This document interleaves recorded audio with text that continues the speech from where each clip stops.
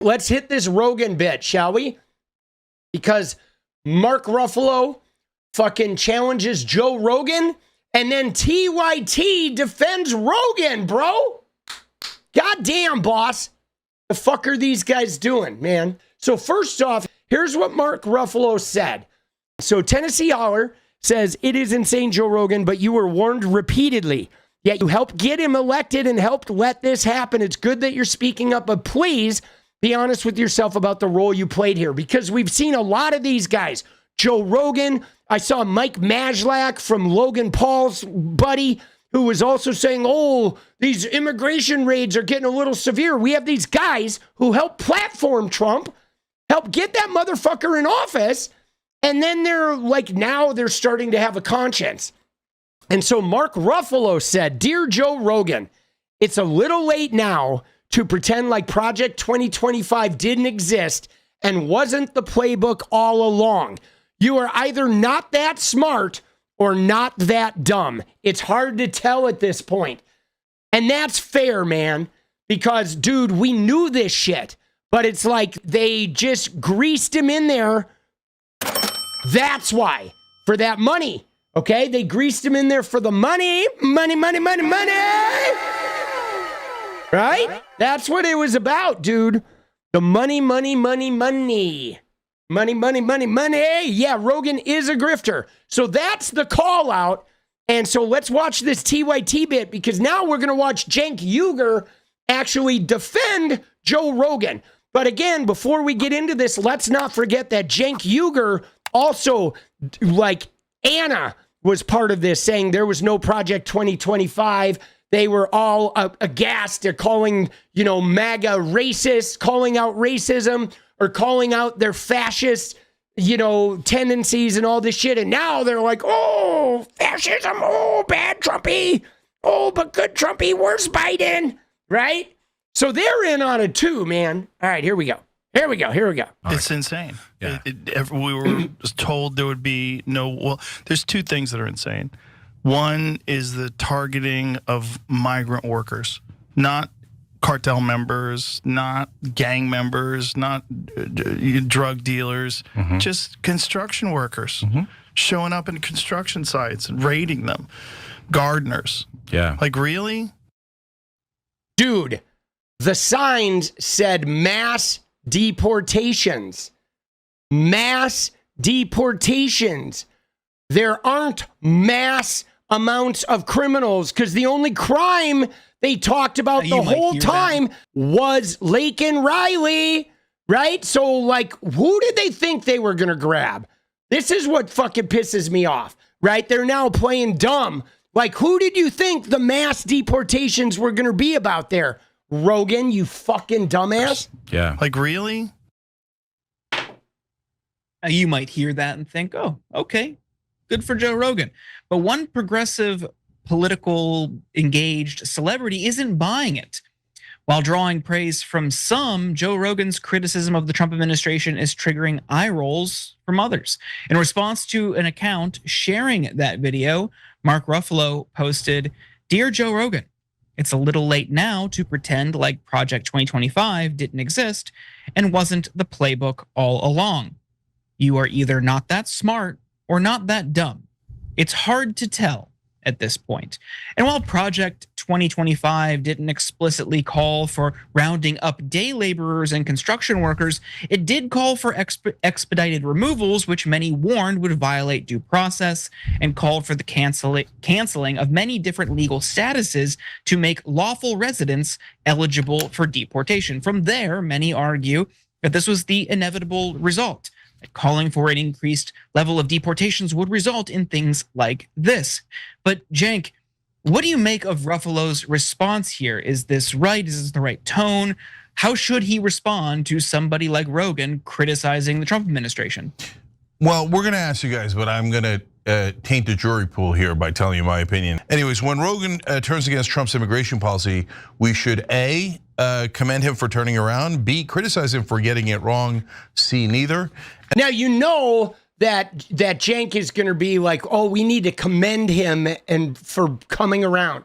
Now, my thing is I think you have to call him out and hold him responsible and demand better behavior from them, like, period. And you know what I mean? With some consequences if they're going to pull this shit later on, right? You don't just automatically like, oh, welcome back, Joe, because Joe's part of the reason we ended up here. I mean, I don't even know that he's telling his audience that Trump is wrong, right? What he's doing is he's just trying to make himself look like a good guy, right? He got him into office. He looked at all the information, got him into office, and now he's just like, oh, I want to be the good guy. Oh, I really feel for these gardeners, right? You know what I mean? These working class guys. I'm like sitting here on $100 million deal and just fucking so rich. I'm hanging out with Andrew Tate and Trump and all these dickheads at the UFC. And like, but oh man, these poor workers. I'm gonna just sort of be the good guy for a sec. Good old sensitive Joe Rogan. Okay, so what do I think? I like Mark Ruffalo a lot. I think he's one of the best celebrities. He uses his name recognition for good 98% of the time. I mean, as far as I can tell, really 100% of the time. And he's one of the most progressive, one of the most down to earth, cares about the average American, average human being. That's all lead up to me saying I totally disagree. So what are we yelling at the guy for? He's coming to our side. Well, how does that help? Dude, see, this is the Cenk Uygur thing. Is Rogan coming to our side? Really? Because he's like worried about the gardeners? No, Rogan is covering his own ass. Okay, so he can be like the good guy. He's not coming to our side, okay? And you're not even on our side. What the fuck are you talking about, Cenk? You're not on our side. You are anti-trans. You have some questionable misogyny and race integrations. Like you attack Kyle Kowinski, Emma Sam Cedar, Franny, and while you go polish the knob of Trump and Charlie Kirk and all these other clowns. Look at this shit. You can't even talk about Trump and Epstein without like having to talk about Biden, right? You act like you're somewhere in the middle. You're like a Republican plant here to, fondle the prostate of all the poly market executives, right? So that money keeps coming in, right? Dude, what is he talking about? Yeah, no, I know. He lies. He lies about so much shit, Cenk does. Dude, he lied about Kamala Harris. He said she was dumb. You know what I'm saying? He did all this shit where he used the same racist tropes about Kamala Harris that Donald Trump did. Like, Janky, dude, fuck off, bro. I mean, he's coming to your side, Janky, because you got half your head embedded right in the MAGA ass, bro. Come on, man. See, my thing is this. You ready? Because I saw what Love said. I'm going to read Love's comment there because Love said, I'm conflicted because I want people to turn on Trump, but they also need to be held accountable for siding with his hate in the first place. So that's just it. I feel like what we need is it's not enough for them to just get mad at Trump for like doing one thing. Okay. If you call Trump out for arresting the gardener, that is not on our side. But now if you come out publicly and completely disavow Trump and you say, fuck this guy, I am now an activist for the left side, and you are balls out becoming in the forefront of anti-Trump activism, then yes, welcome aboard, okay? But if you're not disavowing Trump, if you're not actually like becoming a part of the rebellion openly, out in the open, part of the resistance, forcefully, then no, you ain't coming back. Because what they're really doing is they want to just go against him on one thing so you'll leave him alone, right? Every MAGA shitheel is going to be like, I disagree with this one thing. And then, oh yeah, will you invite me to Thanksgiving again? It's like, fuck you. You ain't getting invited to Thanksgiving until you get down on your hands and knees and completely disavow that motherfucker and beg for forgiveness for being an immoral, degenerate piece of shit. And then at that point, we'll let you back in the fold. That's it, right? That's it, okay? And then if they sell us out again, then you just cut them off for good. But if somebody wants to disavow and take accountability and go public as a resistor, then I'll accept them. but I'm not going to let up, like take my foot off the gas just because they disagree with one thing Trump did, because that's bullshit. That's a game. They're just trying to get on your good graces. They're just trying to cover their own ass. No, I'm kind of in alignment with you on this, and it feels weird because, like you're saying, Ruffalo, I'm just in agreement with almost 100% of the time, and this, I think, probably not the best time to take a shot at Rogan. I think his audience is massive. Dude, fuck Rogan. Dude, Rogan's audience is never coming to this side, guys. Like, dude, you look at the transphobia, bro. They're cooked. They're not coming. The homophobia is like, has been unleashed, dude. Rogan's Chad homophobic audience. Fuck those guys. You need to go after the people that aren't those guys. No more bowing down before Chads and trying to win over Chads, dude. Fuck the Chads, bro. Acknowledge that it is largely influential, and or his show is influential, and he's saying something that maybe they won't hear anywhere else. That said, I understand why people would criticize him in the first place. And for such a large and influential program, he very rarely does preliminary or prep research. And that's where you see conspiracy theorists, misinformation peddlers, or outright bigots come on the show and start to sow seeds of bigotry, hate, xenophobia, whatever. As I'd say independent or even progressive watchdog organizations have pointed out over the years, that show has been a breeding ground for a lot of things that have negative societal impacts. And people are often free to say whatever they want unchecked. And for somebody in his role, I would argue there's a responsibility to at least read up on what you're going to talk about.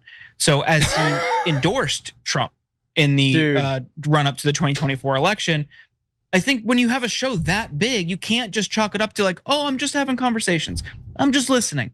No, you're like the biggest show on the planet. Like it doesn't really work that way. See, what's really interesting though is how Jordan Uhl here said, well, I kind of agree with you, Cenk, that like Mark Ruffalo shouldn't be calling out Joe Rogan, but now he's calling out Joe Rogan, right? So I'm calling bullshit.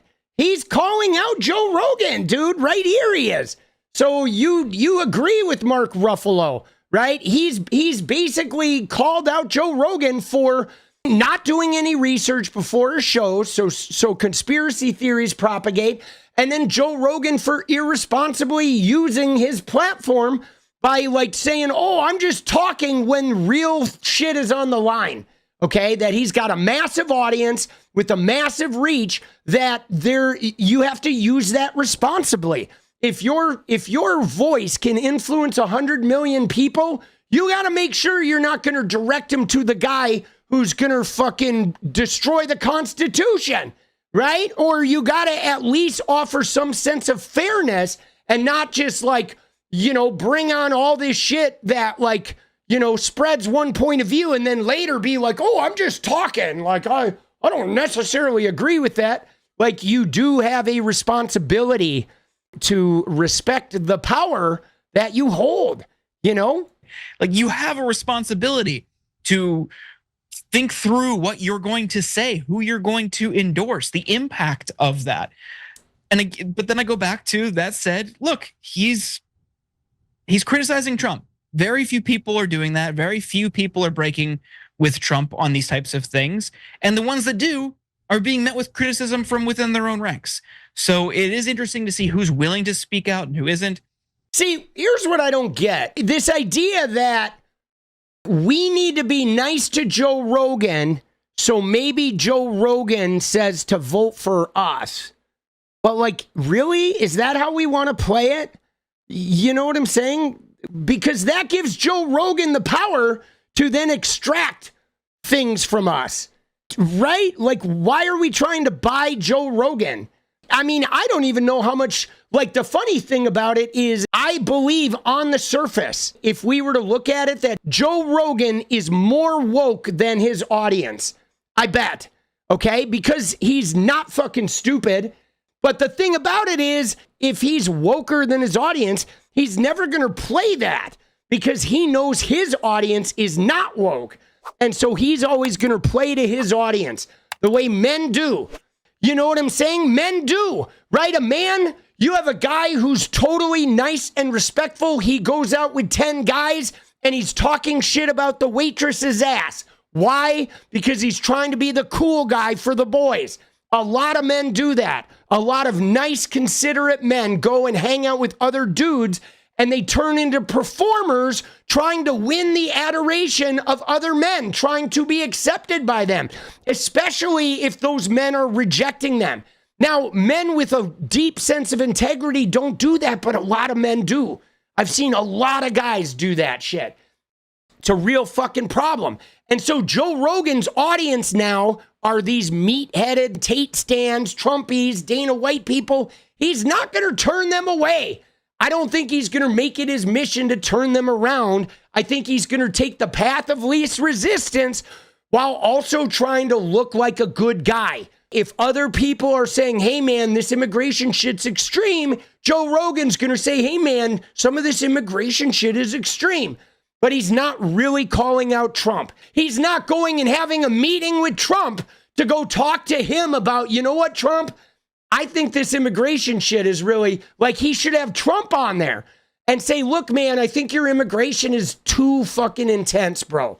I thought it was just going to be the criminals, right? Now that would be something I would buy into. Have Trump on. Bring him on the show, Joe Rogan, and say, you know what, Trump? I have to talk to you, dude, this immigration shit. You got to scale it back, bro. You're fucking this up, right? But no, he would never fucking do that, okay? He would never do that, okay? We know this. What is up, guys? Thank you so much for watching. You like the video, you want to support independent resistance media, you know what to do. Drop that sub, hit the like button, and please share it. And we do love our members, so if you want to become a member, it's another really great way to support. Thanks again for everything, guys. I'll see you next time. Let's go.